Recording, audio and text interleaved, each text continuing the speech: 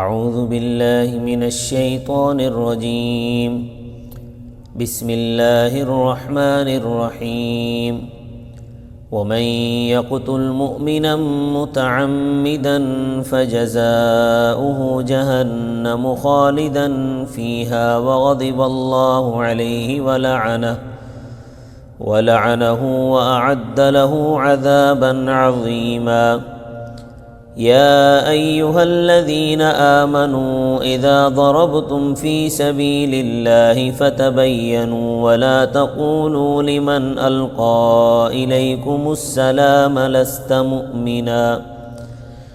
تبتغون عرض الحياة الدنيا فعند الله مغانم كثيرة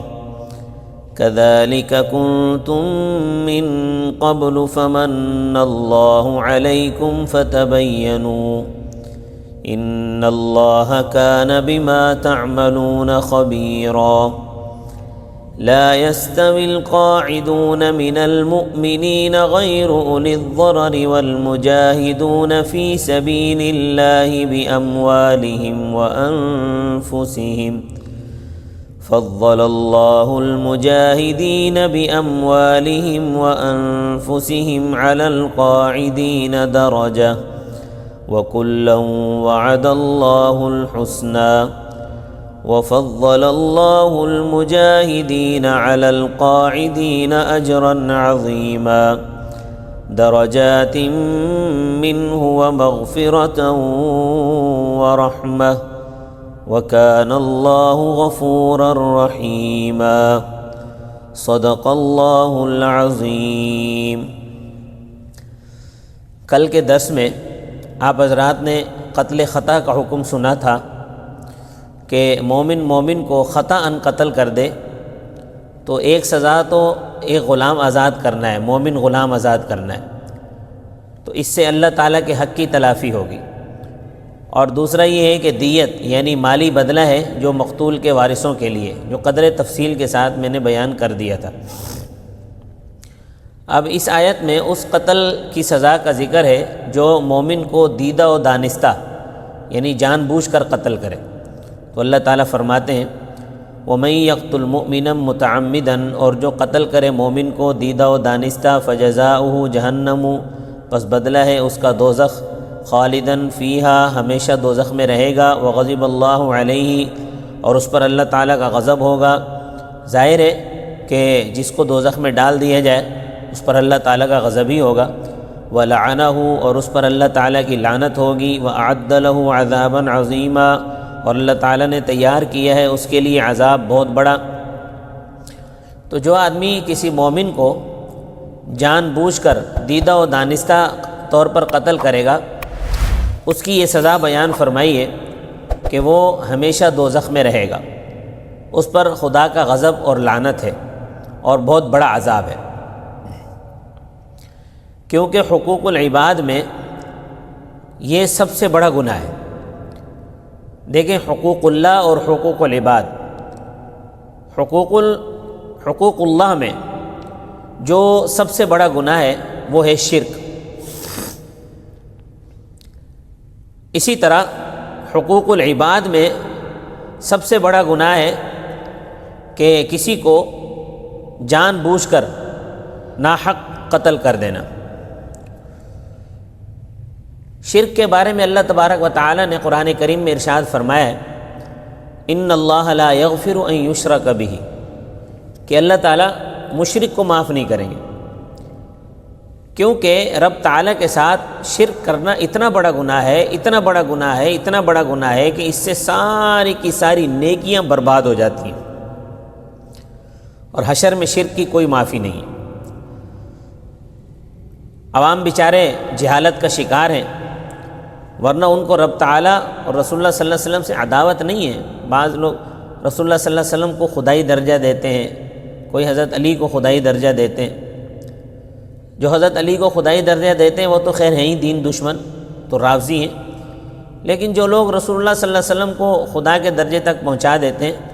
اب وہ بیچارے جو ہے وہ اصل میں انہیں دین سے کوئی عداوت نہیں ہے، بس وہ شرک اور بدعات کا ارتکاب ضد کی وجہ سے کرتے ہیں۔ تو شرک کی طرح بدعت بھی بہت بڑا گناہ ہے۔ تو اسی طرح حقوق العباد میں قتل کرنا سب سے بڑا گناہ ہے۔ یہی وجہ ہے کہ قیامت کے دن حقوق العباد میں اللہ تعالیٰ کی عدالت میں سب سے پہلے قتل ناحق کا مقدمہ پیش ہوگا۔ اور یہ مسئلہ میں نے پہلے بھی بیان کر دیا ہے کہ قتل کرنے والا، قتل پر ابھارنے والا اور قتل کا مشورہ دینے والا سب ایک ہی درجے کے مجرم ہیں۔ اب یہ جو اگلی آیت آ رہی ہے اس کا شان نزول بھی اسی حساب سے ہے۔ شان نزول یہ ہے کہ حضرت صلی اللہ علیہ وسلم نے حضرت غالب بن قصالہ رضی اللہ تعالیٰ عنہ کی کمان میں ایک لشکر محاذ پر روانہ فرمایا کہ فلاں محاذ پر جاؤ اور جہاد کرو۔ یہ لوگ جہاد سے فارغ ہو کر واپس آ رہے تھے کہ راستے میں ایک مشہور قبیلہ بنو اسلم آباد تھا۔ اس قبیلے کے ایک بزرگ جن کا نام مرداس بن نہیق تھا رضی اللہ تعالیٰ عنہ، یا مرداس بن نہیق تھا، یہ مسلمان ہو چکے تھے۔ باقی گھر کے افراد اور برادری کے افراد اور قبیلے کے افراد یہ سارے کافر تھے، بس یہ تنہا مسلمان تھے۔ تو ان کے پاس بھیڑ بکریوں کا ریوڑ تھا، تو یہ اس فکر میں تھے کہ میں کس طرح ہجرت کروں، ان جانوروں کا کیا بنے گا، بچوں کا کیا بنے گا۔ ظاہر ہے آخر انسان ہے، ان چیزوں کے بارے میں سوچتا ہے۔ اب جب ادھر سے مجاہد نعرے لگاتے ہوئے آئے، حضرت مرداس بن نہیق رضی اللہ تعالیٰ عنہ بما ریوڑ راستے میں کھڑے ہو گئے، اور کہ ظاہر ہے میرے عقیدے کے ساتھی آئیں، اپنے عقیدے کا ساتھی اگر مل جائے قدرتی طور پر باہم جو ہے وہ محبت ہوتی ہے ایک ساتھ، چاہے عقیدہ جیسا ہی ہو۔ تو یہ بڑے خوش ہوئے، ان کو سلام کیا اور کہا کہ میں بھی مسلمان ہوں، کلمہ پڑھا، لا الہ الا اللہ محمد رسول اللہ پڑھا، کلمہ شہادت پڑھا، بڑی عقیدت اور محبت سے ان کے ساتھ پیش آئے۔ تو مجاہدین کے ذہن میں یہ بات آئی کہ ہجرت تو فرض ہے، اگر یہ مومن ہوتا تو ہجرت کرتا، کیونکہ ابتدائی دور میں ہجرت فرض تھی۔ جو لوگ مسلمان ہو جاتے ان کو حکم تھا کہ جہاں تم آسانی کے ساتھ دین پر عمل کر سکتے ہو وہاں چلے جاؤ، اور اس نے ہجرت نہیں کی، لہٰذا یہ مومن نہیں ہے، اور اپنی بھیڑ بکریاں بچانے کے لیے ہمیں سلام کہہ رہا ہے۔ تو یہ بدگمانی پیدا ہو گئی، نتیجہ یہ ہوا کہ مجاہدین نے ان کو قتل کر دیا اور ان کی بھیڑ بکریاں مال غنیمت سمجھ کر ساتھ لے گئے۔ تو اللہ تعالیٰ نے اس آیت میں مسلمانوں کو تنبیہ فرمائی، فرمایا یا ایھا الذین آمنوا، اے وہ لوگو جو ایمان لائے ہو، اذا ضربتم فی سبیل اللہ، جب تم سفر کرو اللہ تعالیٰ کے راستے میں، فتبینوا، تو خوب تحقیق کر لیا کرو، ولا تقولوا، اور نہ کہو تم، لمن القا الیکم السلام، اس کے بارے میں جس نے ڈالا تمہاری طرف سلام، لست مؤمنا، کہ تم مومن نہیں ہے، یعنی جس نے تمہیں سلام کیا، اپنے اسلام کا اظہار کیا، تو تم اس کو یہ نہ کہو کہ تم مومن نہیں ہے۔ تبتغون عرض الحیات الدنیا، چاہتے ہو تم دنیا کی زندگی کا سامان، یعنی یہ بکریاں دیکھ کر تمہاری آنکھیں للچائیں۔ فعند اللہ مغانم کثیرہ، پس اللہ تعالیٰ کے پاس بہت سی غنیمتیں ہیں، کذالک کنتم من قبل، اسی طرح تھے تم اس سے پہلے، کہ جس کو تم کہتے تھے کہ ہم مسلمان ہیں وہ تمہیں مسلمان سمجھتا تھا، اسی طرح جب دوسرے بھی تم سے کہیں نا کہ ہم مسلمان ہیں تو اس کو مسلمان سمجھو، اگر وہ تمہیں مسلمان نہ سمجھتا تو تمہارا کیا حشر ہوتا۔ تو مسئلہ یہ ہے کہ جو شخص یہ کہے کہ میں مسلمان ہوں، اس کو مسلمان ہی سمجھنا چاہیے، بشرطے کہ اس کا کوئی عقیدہ اور عمل اسلام کے خلاف نہ ہو، اس کے قول و فعل سے اسلام کے خلاف کوئی چیز سرزد نہ ہو۔ لیکن جو شخص زبانی طور پر کہے کہ میں مسلمان ہوں لیکن اس کا عقیدہ اور اس کا عمل اسلام کے خلاف ہو تو وہ مسلمان نہیں ہے۔ مثلا قادیانی اپنے آپ کو مسلمان کہتے ہیں، اسی طرح منکرین حدیث اپنے آپ کو مسلمان کہتے ہیں، اسی طرح رافضی شیعہ اپنے آپ کو مسلمان کہتے ہیں، باقی فرقے والے بھی اپنے آپ کو مسلمان کہتے ہیں۔ تو اسی طرح یہاں بھی یہ سب غیر اسلامی عقائد رکھتے ہیں اور اپنے آپ کو مسلمان بھی کہتے ہیں۔ ظاہر ہے قادیانی مرزا غلام قادیانی کو نبی مانتے ہیں، منکرین حدیث کہتے ہیں کہ حدیث تو کوئی شے ہی نہیں، اور رافضی شیعہ کہتے ہیں کہ موجودہ قرآن اصلی نہیں ہے، 12 امام انبیاء سے افضل ہیں، اور جو بابی ہیں اور شیعہ جو ہے اس کے ساتھ صحابہ کرام رضی اللہ عنہم کو بھی کافر کہتے ہیں، حالانکہ حضرت ابوبکر صدیق رضی اللہ تعالیٰ عنہ نص قرآن سے صحابی رسول ثابت ہیں۔ حضرت ابوبکر صدیق کی صحابیت کا انکار کرنے والا کافر ہے، ایک وجہ ہی ان کی کافر ہونے کے لیے کافی ہے۔ اسی طرح جو بابی ہیں یہ محمد علی باپ کو پیغمبر مانتے ہیں اور بہائی بہاؤدین کو پیغمبر مانتے ہیں، تو یہ کفری عقائد ہیں۔ لہٰذا ان عقائد کے ہوتے ہوئے وہ اگرچہ اپنے آپ کو زبان سے مسلمان کہتے رہے 1000 مرتبہ، ان کے مسلمان ہونے کا سوال ہی پیدا نہیں ہوتا۔ اور یہ مسئلہ بھی یاد رکھنا کہ جس شخص کا کفر قطعی ہو، قطعی طور پر ثابت ہو جائے، تو اس کو جو کافر نہیں کہے گا وہ خود کافر ہوگا۔ مثلا کسی آدمی کے متعلق علم ہو جائے کہ یہ قادیانی ہے، یہ شیعہ ہے، یہ رافضی ہے، اور وہ اس کو کافر نہیں کہتا، تو وہ خود کافر ہے۔ یہ مسئلہ نہ بھولنا تحقیق کے بعد۔ ہاں مگر یہ ہے کہ تحقیق کر لیں، تحقیق کے بعد، محض ظن اور گمان سے نہیں۔ تو اس لیے اللہ تعالیٰ کے ارشاد ہے فتبینوا، خوب تحقیق کرو۔ فرمایا فمن اللہ علیکم، پس اللہ تعالیٰ نے تم پر احسان کیا، فتبینوا، پس اچھی طرح تحقیق کر لیا کرو۔ مسلمان کو مسلمان کہنے میں بھی تحقیق کر لیا کرو، کافر کو کافر کہنے میں بھی جلد بازی سے کام نہ لو، تحقیق کر لیا کرو۔ ان اللہ کان بما تعملون خبیرا، بے شک اللہ تعالیٰ اس کاروائی سے جو تم کرتے ہو خبردار۔ آگے اللہ تعالیٰ نے مجاہد اور غیر مجاہد کا فرق بیان فرمایا لا یستوی القاعدون من المؤمنین، نہیں ہے برابر بیٹھ رہنے والے مومنوں سے، غیر اولی الضرر، جو ضرر والے نہیں ہیں، ان کو کوئی تکلیف نہیں ہے، کوئی عذر نہیں ہے۔ وہ مومن جو گھروں میں بیٹھے ہیں، جہاد نہیں کرتے اور ان کو کوئی عذر بھی نہیں ہے، یعنی اندھے نہیں ہیں، لنگڑے نہیں ہیں، بوڑھے نہیں ہیں، بیمار نہیں ہیں، تندرست ہیں، کوئی عذر بھی نہیں ہے، پھر بھی جہاد نہیں کرتے، تو یہ ان لوگوں کے برابر نہیں ہو سکتے جو جہاد کر رہے ہیں، جو مجاہدین ہیں۔ فرمایا والمجاہدون فی سبیل اللہ، اور وہ جو جہاد کرتے ہیں اللہ تعالیٰ کی راہ میں، باموالہم وانفسہم، اپنے مالوں کے ساتھ اور جانوں کے ساتھ، یعنی یہ اور وہ، یہ مجاہدین اور وہ جو گھروں میں بیٹھنے والے ہیں، یہ برابر نہیں ہو سکتے۔ ہاں البتہ جو عذر کی وجہ سے نہیں جا سکا اور اس کو دل کے اندر بہت شوق ہے کہ وہ جہاد میں شامل ہوتا، تو اللہ تبارک و تعالیٰ اس کو پورے مجاہدے کا اجر عطا فرمائیں، پورے مجاہد کا اجر عطا فرمائیں گے۔ اصل مسئلہ یہ ہے کہ غزوہ تبوک جو ہجرت کے 9ویں سال پیش آیا، یہ بڑا عسرت کا غزوہ تھا، گرمی کا موسم تھا، سفر لمبا تھا،